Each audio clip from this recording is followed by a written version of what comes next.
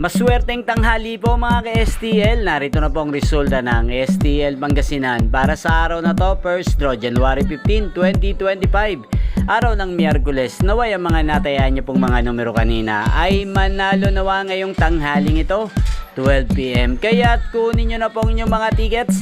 Narito na po ang resulta. Ang mga numerong nanalo sa STL Pangasinan ngayong tanghaling ito, January 15, 2025, 12 PM. First draw result, 2 at 10 in exact order. Sa lahat po ng tumaya kanina sa STL Pangasinan para sa first draw ng 2 at 10, congrats po sa inyo. Panalo po kayo. Again, 2 at 10.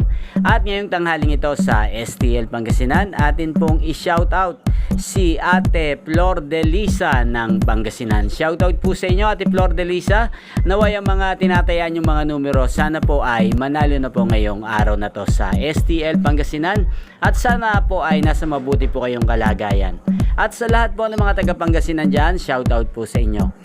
Inyo pong napanood ang resulta ng STL Pangasinan sa channel na to, Roderick Hernandez TV. Maraming salamat po sa patuloy nyo pong panonood at pagsuporta sa aking channel.